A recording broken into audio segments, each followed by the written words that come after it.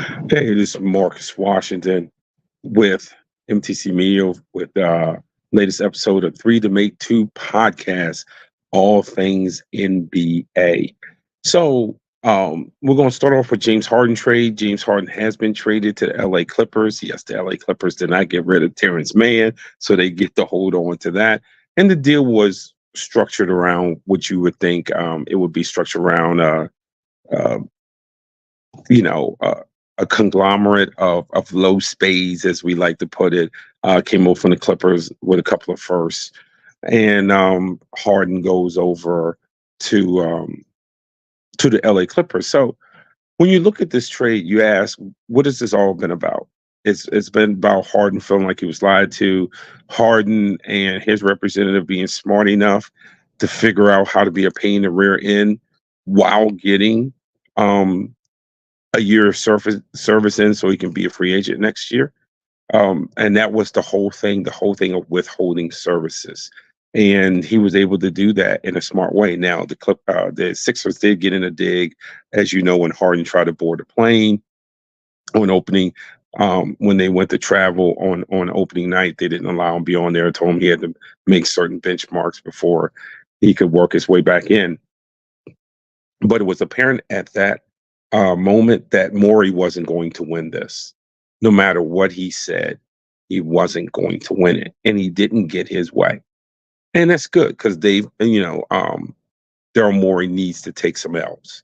He's feeling himself way too much, even though he took an L in the Simmons thing. Because when you think about it, for Simmons, not only did Simmons go to arbitration, get part of his money back, by the way, but then that's how Harden got there. And now you have to ship Harden out. So when you look at what Daryl Morey has done, he started the fire and he put the fire out last night. But I'm not going to reward a guy who started the fire by giving away draft picks to give Harden, when he didn't in earnest look to trade Simmons for the best deal. He was much more interested in punishing Simmons.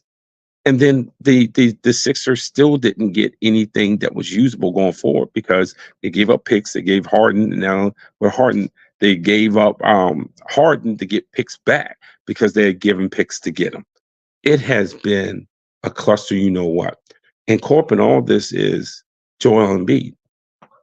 You're at the prime of this guy's career that you are ruining. Because remember now, Embiid is habitually hurt.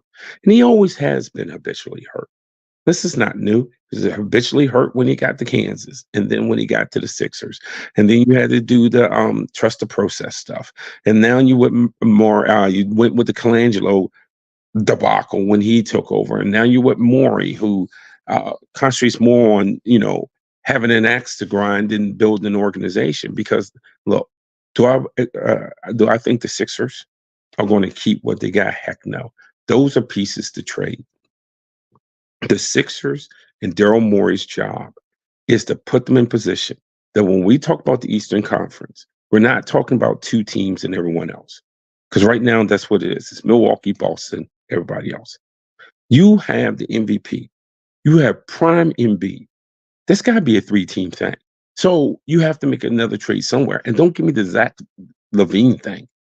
Because Zach LaVine is not going to make me put the Sixers in the same conversation as the Celtics or the Bucks. This is how Daryl Morey has screwed this thing up. Because Daryl Morey was concerned about Daryl Morey's ego, as opposed to being concerned about what he was hired to do, which is get the Sixers to NBA Finals and quit having the Sixers always out in the second round, which, by the way, they're set to be out in the second round again this year unless they can swing another deal.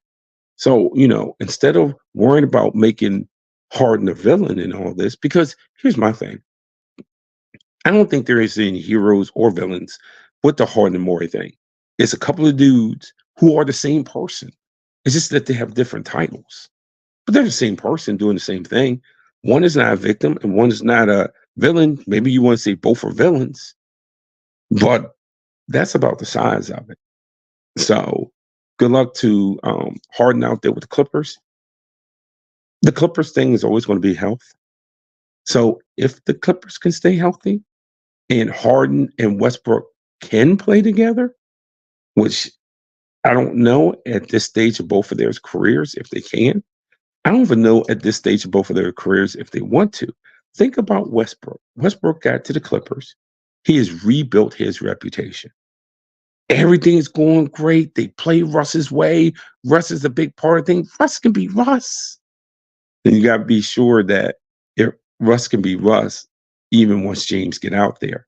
Because if you can't, then we go back to Russ with the Lakers. And I don't think anyone in the Clippers organization wants to see that. Now, the NBA made one of the biggest mistakes before the season started by announcing and making such a big deal about these new load management rules that fans don't seem to want to understand what they are. Load management does not mean that everyone's going to play every night. And this is what I've seen. Bradley Beal and Devin Booker are hurt. Booker played opening night. Beal hasn't played since preseason.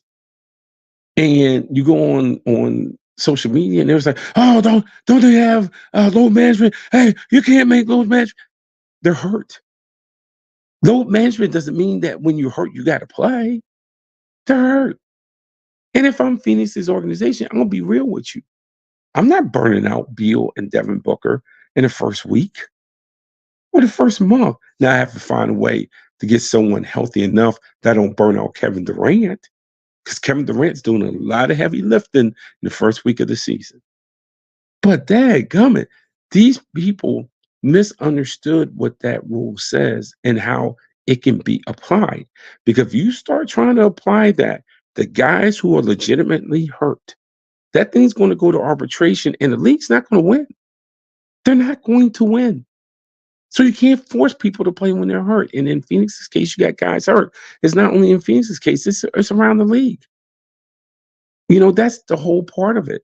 And from an organizational point of view, if I am a true contender, I have to worry about June. I can't worry about November. I have to worry about June. Can I have my best guys in the best position possible in June? So stop with this whole thing with the load management. No, I thought that load management, you couldn't do that anymore. Load management has nothing to do with injuries. And some guys, they need to be protected. You don't think in Philadelphia that Joel Embiid doesn't need to be protected? What do you want to do? Run around so he plays 57 games before he's out every other week with a back, a knee, an ankle, and who knows what else? It's just not how this works. And again, I tweet this all the time and I'll say it here. The NFL is a unique product. The idea that these other sports can be the NFL is not going to happen because it can't. From a ratings perspective, it can't. From the enforcement perspective, it can't. From the salary structure process, no other sport union is that stupid to allow them to let the owners have that much control. Sorry, NFLPA. So yes, the NFL owners have a nice little nest egg that they can lay on, and they have power that they shouldn't have. But it's NFLPA's fault. I don't blame the NBPA nor any other sport, Major League Baseball, whomever, for not signing as stupid of a deal as the NFL Players Association has. So quit acting like, well, just do like the NFL. It's not going to work. And they're not going to let it work. So understand the NFL is a unique product. It's not that everybody else is doing it wrong. It's just they don't have those mechanisms that can work with their industry. Those are different industries. They might say it's sports, which is not sports, it's sports business. But even within sports business, how each industry operates is different. You can't operate the NFL the way you operate the NBA. You can't operate the NBA the way you operate MLB, and you can't operate MLB the way you operate the NHL. It's just the way it works. So stop with this whole idea of, if a guy says, what about load management? I thought they had rules against load management. People are load managing in the first week. Stop. Just please, for the love of humanity, stop. So this is one of these ones. This might be a preemptive strike. But if you follow me, you know what I felt, how I felt about the Denver Nuggets in their offseason. And I said they will not repeat. Nothing about their offseason showed me that they're going to repeat. And then the first week of the NBA season happened. And now I'm sitting here saying, oh my gosh, whatever I said. Oh, we have a long way to go, but obviously the Denver Nuggets have started off hot. There's been no hangover so far with it. Even though I will say this, the Phoenix Suns need to get completely healthy and they need to get going. I do think that they have a championship roster if everybody is playing. So there's one contender there. And I'm going to tell you what, second contender is the Golden State Warriors, and they're not completely healthy. So let's not give the Denver Nuggets the championship yet.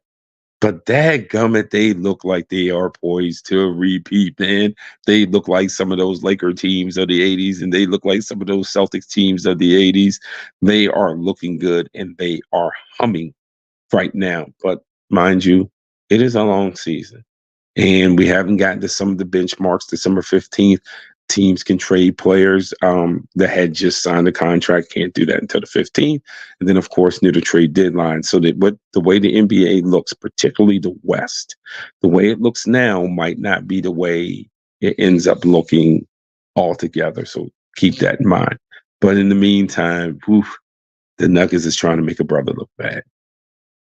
So thank you for joining us for this episode of Three to Make Two. I was your host, Marks Washington, and can't wait to see you down the road.